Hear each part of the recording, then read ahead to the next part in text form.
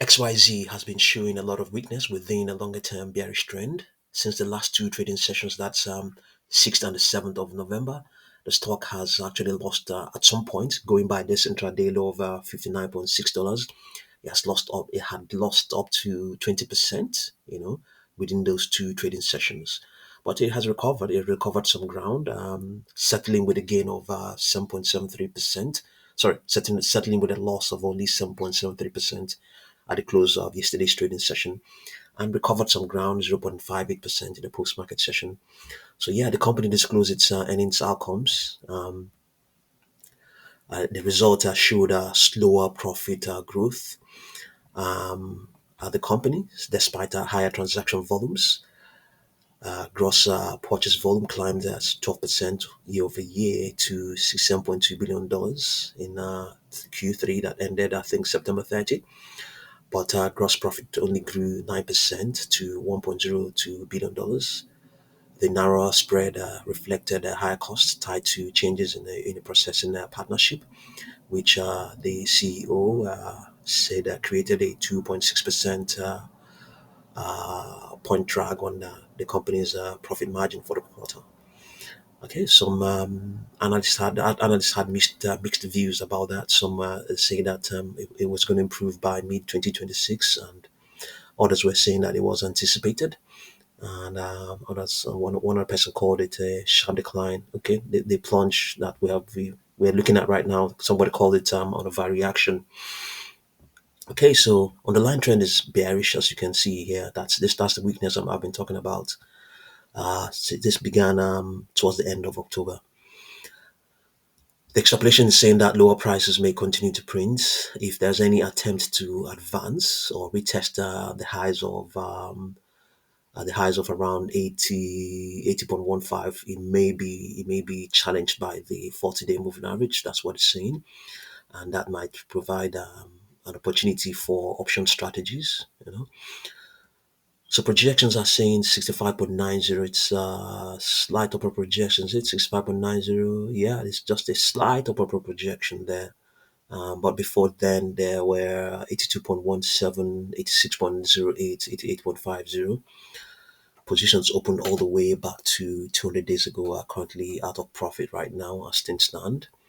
Before we have a look at the 4-hour chart, let's have a look at the weekly chart and see what we have. Okay, here we are. Lower prices are expected to keep playing out, so the downtrend is expected to remain in place at least up till the middle of 2020. Sorry, up to the middle of February 2026. Nothing positive here. But the opportunities are out here for people as well. So for those who are long, nothing really positive. Um, Projections go as high as 115.88. What are the odds that those will print anytime soon? Let's have a look at the 4-hour chart and see what we have. Yeah, this is that plunge. This is the plunge, and that's the correction. You can see what I mean. It's been a dicey. As a matter of fact, last three trading sessions. As a matter of fact, from the fifth to yesterday, it's been a dicey one. So this lost. This is 74.46, and then we have here $60. So yeah, it's been a dicey one indeed. So it has recovered, and the extrapolation is saying that it's going to remain strong, going all the way towards the 18th of November. Is that what we have on the daily chart? We'll have a look again. So yeah, okay. So at least, but before let's see now, in the interim, let's see before the 11th of November midday, it's better to trade within this zone, within the space. So all in all, it's actually saying that there might be a contraction coming in. Yeah, there might be a contraction of any expansion. There's that chance is there, even though the extrapolation is saying it's going to blow through that the 40-period moving average. But all in all, it's a chance that this expansion that is building might be contracted. Yeah, and then maybe after that they might expand again. Yeah, so some contraction possible, and then a further reflection, if a further reflexive challenge of that contraction. Maybe that may be what may happen. Projections are saying 66.52.